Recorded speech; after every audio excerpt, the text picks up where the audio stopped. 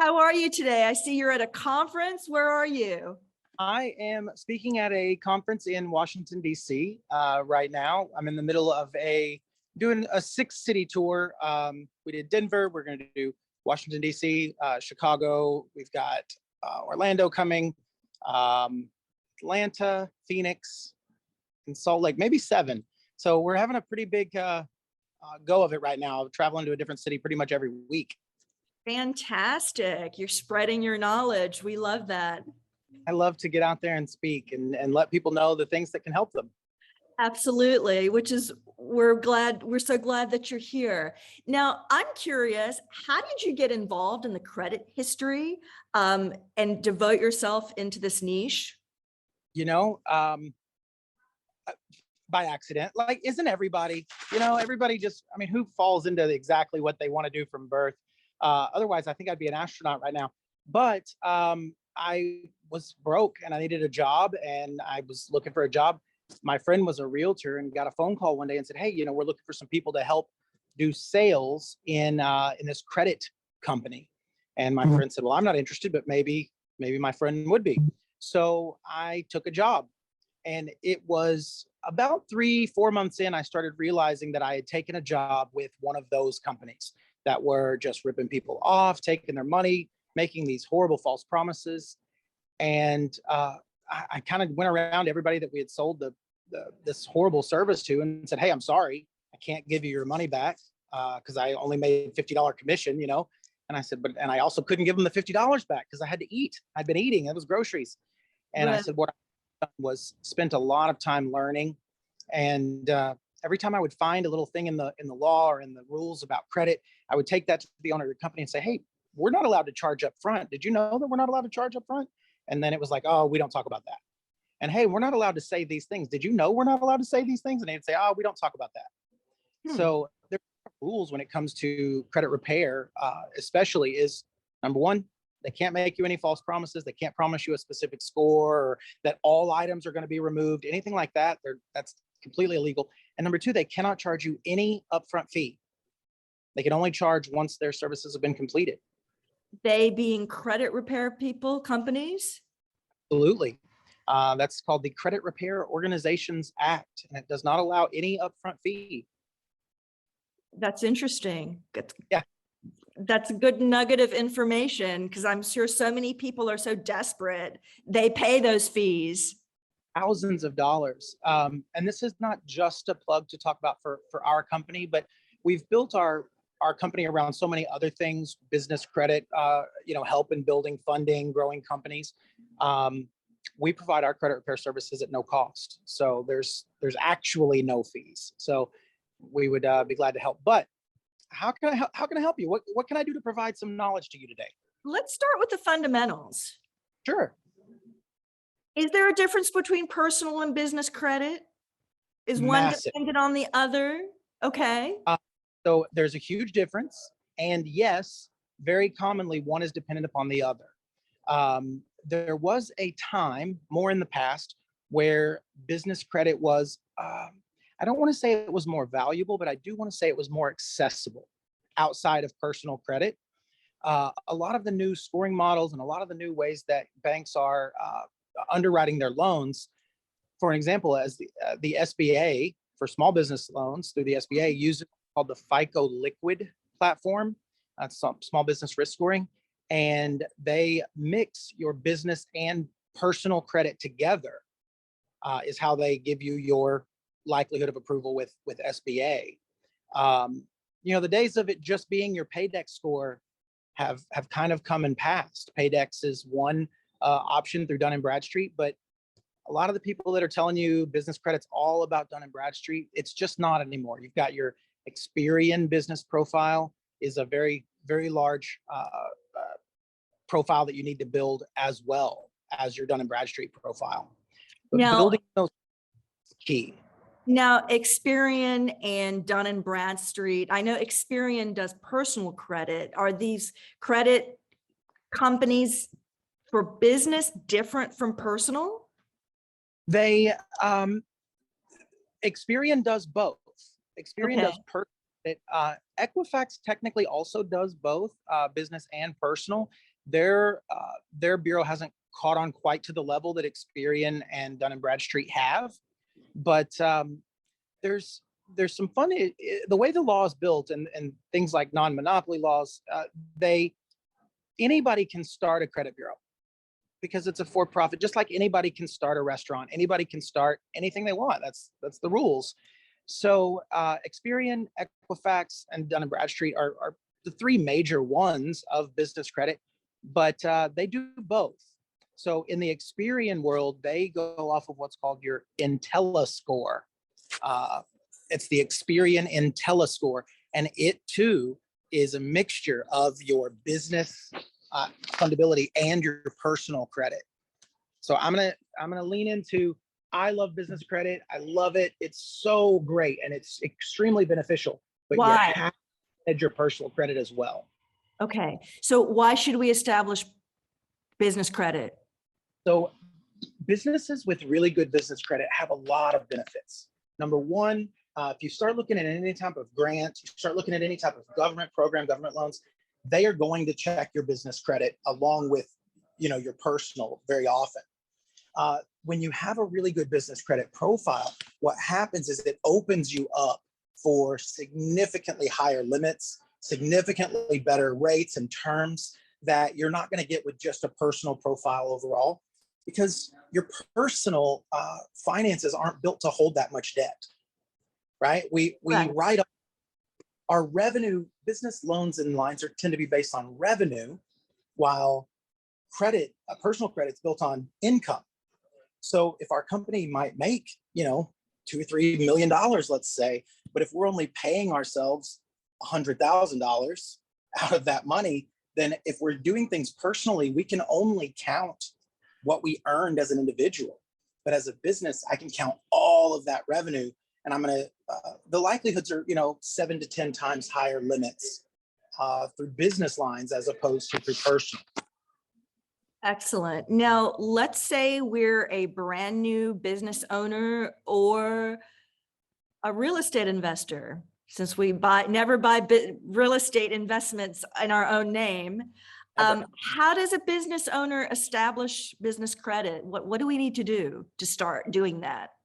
So there are some programs out there. There are some courses. There are some things, and I'm not here to badmouth them, but what a lot of them do is they put it in, step one, set up a Paydex or set up a Dun and Bradstreet account. Step two, get your net 30 lines. And I know I'm kind of speaking through this really quickly, but the reason is because those steps and those processes have become a little outdated. So you do need to have a Dun and Bradstreet. You need to do that. You do not have to pay for what they call a DUNS number. Now, Dun and Bradstreet is going to try to sell you one, because that's what they do, right? Of course. But what your DUNS number is it's just the file number of your account with them. So if you start getting things to report to your Dun and Bradstreet, they'll already issue you a DUNS number, because that's the number that they use to identify your file.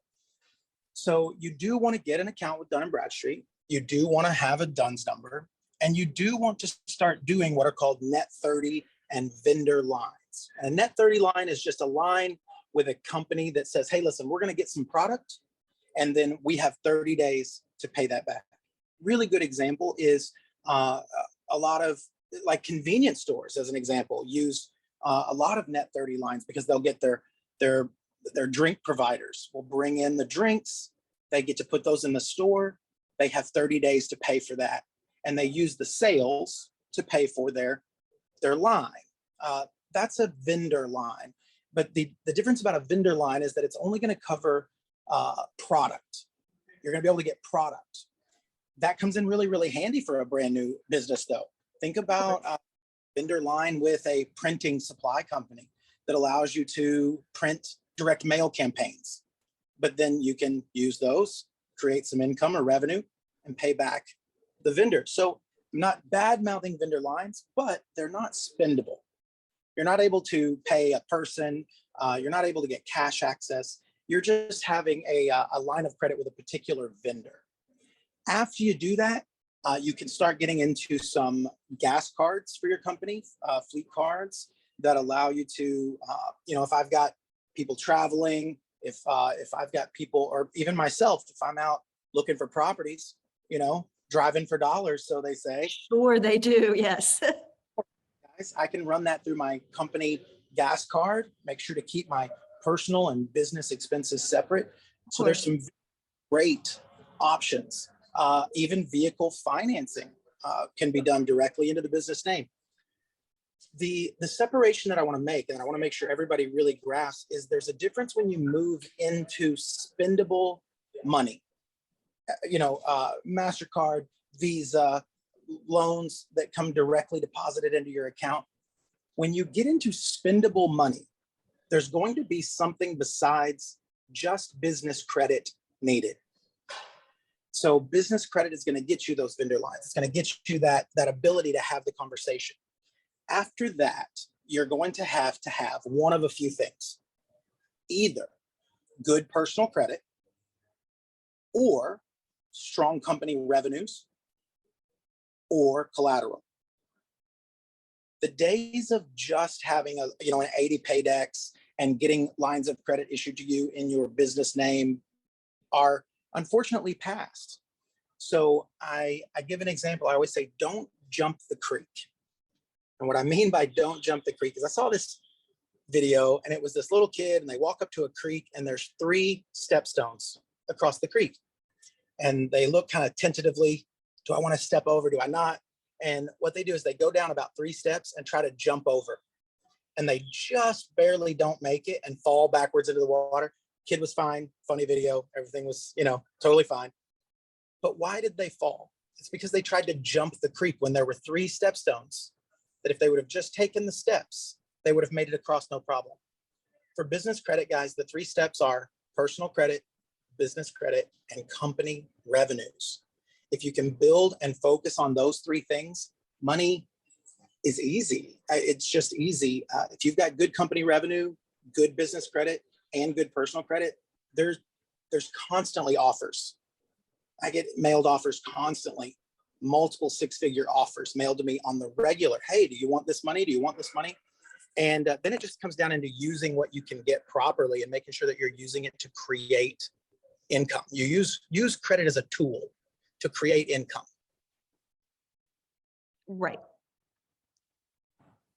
Now, for people that already have credit, their scores aren't that good. First of all, let me ask you, is the scoring system similar to a personal credit? So it's not. And it's also very nuanced and variable in the business side. Your ATh&x score through Dun & Bradstreet is based solely on whether you pay on time or not. So the great thing about that is like your personal credit score, if I've got a credit line of $20,000 and I use quite a bit of that credit line, I'm going to see my personal credit score go down because of my utilization ratios.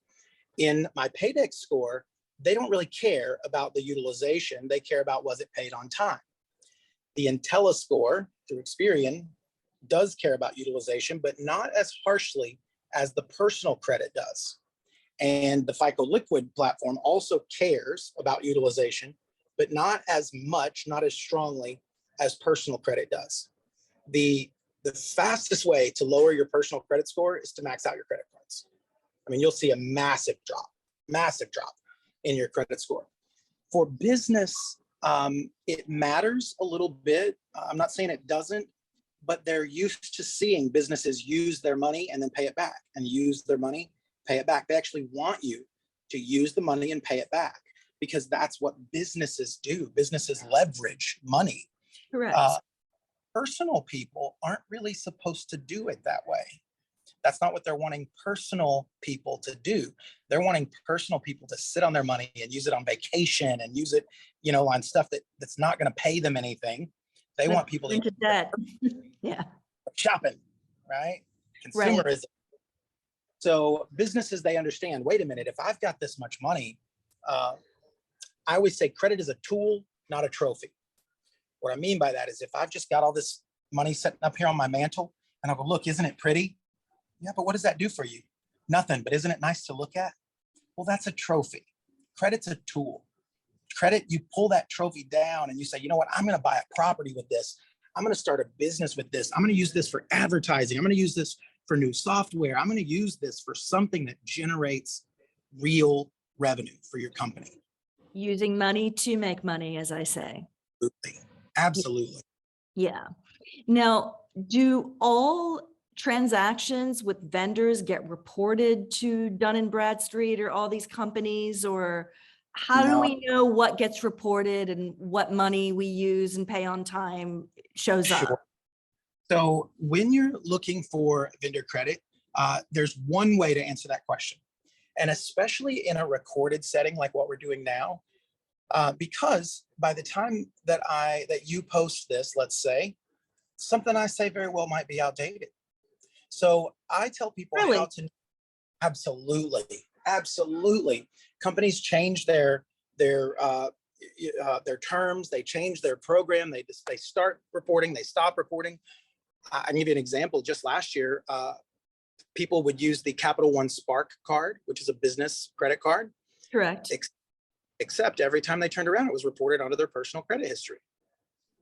And now, as of this past year, Capital One came out and said, listen, we're going to not report that to your personal credit history anymore since it's a business card. But they also reserve the right at any point to go back. That's part of their terms of service. So as nerdy as this sounds, the answer to your question is when you're looking at a loan or a line, I want you to look in the terms of service, and see what they're allowed to do, because that's the only thing that truly matters. What they did in the past doesn't matter.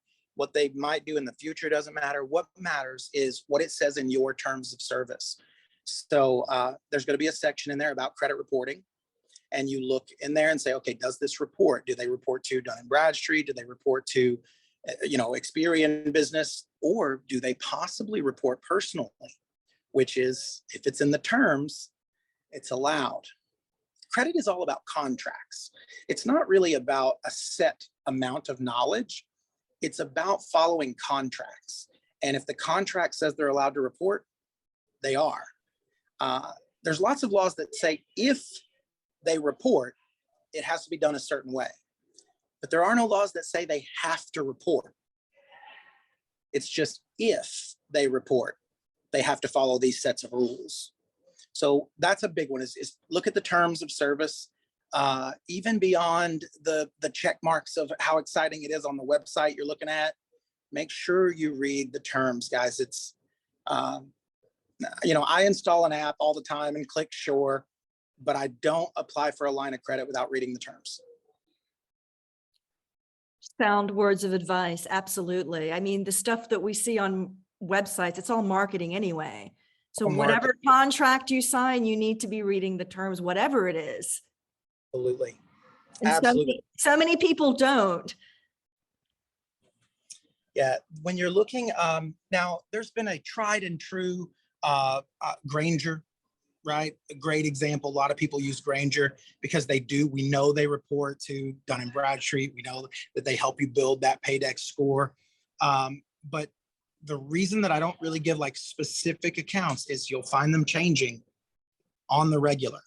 So as you're looking through net 30 accounts to get that start to build up, what you're going to look for is, do they report? And you're welcome to ask, do they report this information? And if so, to whom? Do they report to just Dun & Bradstreet?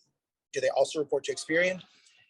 Dun & Bradstreet, in my most personal opinion, others may disagree, Dun & Bradstreet is starting to kind of inch its way as less valuable. The reason I believe they started this program where it allows you to pay a fee and then you can report stuff to your own profile. Well, if you're a lender, do you want stuff that the person reported themselves? Because are they going to report any of the bad stuff to their own profile, or are they only going to report good stuff? Right. So kind of this, how accurate is that? How accurate is it really? And the verification process of it's pretty simple. So you can just, people get a buddy that owns a company to say, hey, I'm going to have Dun & Bradstreet reach out to you, tell them this. And they'll go, okay. And like, there's this really kind of simple verification process to it. And it's great on the side of getting that profile to start built up. But the unfortunate part is companies, lenders are seeing that happen and going, maybe we're going to give a little less, merit to what they have to say. Okay. Now, let's talk about ID theft. Sure. What do we do if because that's so common now? I just talked to a friend last week, and he had his ID twice. His credit cards got attacked. So as a business owner or personal, how do we deal with stuff that's on our record that's not our fault? So there's a lot of misconception around identity theft. Like if you watch TV, they say identity theft is the fastest growing crime in America. And it's very scare tactic. Correct. But it does happen. It most certainly does. Yes. It's not normally the way people think. When they see these commercials, it's like, you should get a shredder and shred your account statements and all of those things. And my thought is, honestly, is your social on your account statement? No. Is your account number on your account statement? No. Is your date of birth on there? No. That's not how it works anymore. They stopped putting all of that stuff. Your full account numbers, your socials, dates of birth, none of it is going to be on any of that paperwork. The way that most identity theft happens now is through hacking. It's through somebody getting your account takeover. When people think identity theft, they think, "Ooh, I lost my wallet. Somebody's going to use my credit to get new account." Understood. That's far less likely. What really happens is they get account numbers. They get access to your bank card, your bank account, your credit cards. Correct. That's much easier. And under the Card That's Act, what happened to me. So when I speak, I always ask, I'll say, who in here has had actual account ID theft, like new accounts open in their name? And it's a few hands here and there. right. And I'll say, who in here has had their credit card, debit card, or bank account compromised? And it's every hand in the room. Everybody. Mm-hmm. We've got to watch out for. But also, that's what things like identity theft protection services don't really. What are they going to do, right? It's an after the fact fix. So you do that through filing protection under the Card Act, which says that you're not liable for more than $50 of any fraudulent activity. Fixing the problem of identity theft is quite simple. You go to FTC, that's Federal Trade Commission, ftc.gov, and you fill out a identity theft affidavit and complaint form.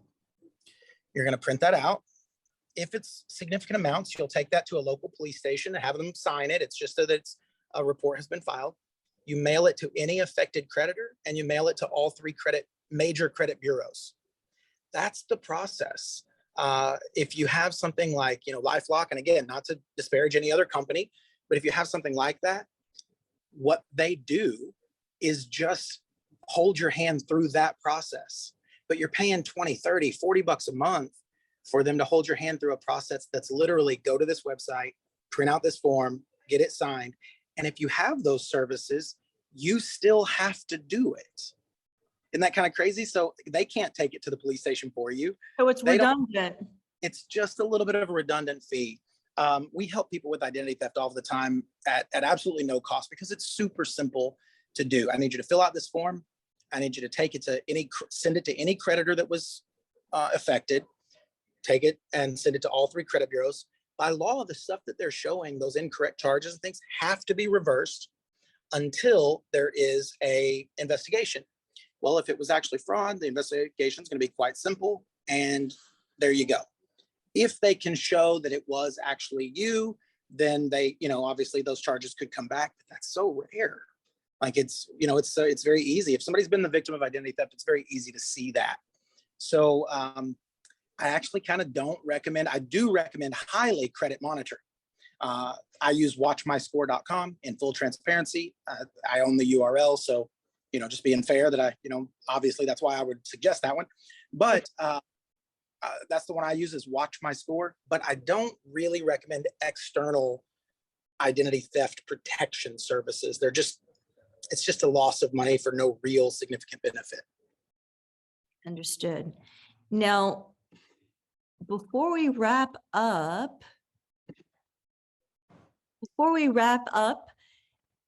do you have any other words of advice or anything that you'd like to share with our listeners in terms of credit? I most certainly would. Let's Very, hear very simple. Very simple. Number one is let credit be easier. And what I mean by that is there's so many gurus and so many people trying to sell you something all the time that they want credit to be really confusing so that you buy their thing or purchase their service or work with them. We have a better understanding of credit than we think we do. And it's, you know what? Pay your bills on time. Don't overextend yourself financially. Don't max out your credit cards. You want to have a good mix of credit, have different types of accounts. You want to leave things open for as long as possible. And you want to only pull your credit when you're applying, for a purpose. You don't just apply whenever you want, wherever you want, just for the fun of it. Those 5 things right there are how you keep solid personal credit. And guys, I can't stress more how much the business owner's personal credit is playing into their ability to get business credit. So you'll see these things that say you can get business credit even with bad credit. And that's true. And they'll say you can get business credit even as a startup. And that's true. And they'll say, and you can get business credit with no revenue. And that's true. And you can get business credit with no collateral. And that's true. But not all of those things at the same time. If you don't have collateral, they're going to need to see personal credit probably, or business income statements, revenue statements, bank statements. If you're a startup, they're going to need to see personal credit to get spendable money. If you have collateral, maybe, you see what I'm saying? Like, you have to have one of those. So the answer is yes, you can get business credit and business funding without good credit, as a startup, with no collateral, with no revenue. The answer individually to all of those is yes. But if you have bad credit and you're a startup and you have no collateral and you have no revenue, then we need to focus on the actual problem. Instead of trying to fix and get credit, we need to fix the actual problem, which is we need to get the personal credit started, and we need to focus on actually growing that company and getting some revenue in the doors, because man, does revenue fix a lot of problems. It certainly does. A lot of problems, guys. So business finance is a lot about people trying to figure out the tricks, and then the banks figuring out those tricks, closing the loophole, and then people try to figure the new tricks, and then the banks close those. But guys, if you don't worry as much about the tricks, and you worry about, I'm going to make sure to get my personal credit in order, I'm going to make sure to get as much revenue going through my company as I can. And the one other thing that I will tell you is a very strong factor is what's called your bank rating. And your bank rating is 2 factors, and mostly one, but how long has your bank account been open? And what is your average daily balance? So if your business bank account, if you constantly move all the money out of it, then when a lender looks and asks for your most recent bank statements and your average daily balance is, $27, think about your money. Would you want to lend to somebody that only has $27? And you go, oh, but I just moved it into my personal account. And they go, great, then you need to apply personally. Right? Yeah, I see the dilemma. Yep. So my number is try to think about $5,000. I know it's easier said than done sometimes, guys, but try to think about $5,000 in your business bank account as zero. Right? If you've got $5,176, keep in mind, I've got $176. Because if you keep that average daily balance at $5,000, it gives you a nice high bank rating, and that's going to help you significantly when it comes to getting money. Significantly. Fantastic, Eric. What a wealth of information. Thanks. Thank you so much for your time. Really enjoyed having you. Absolutely.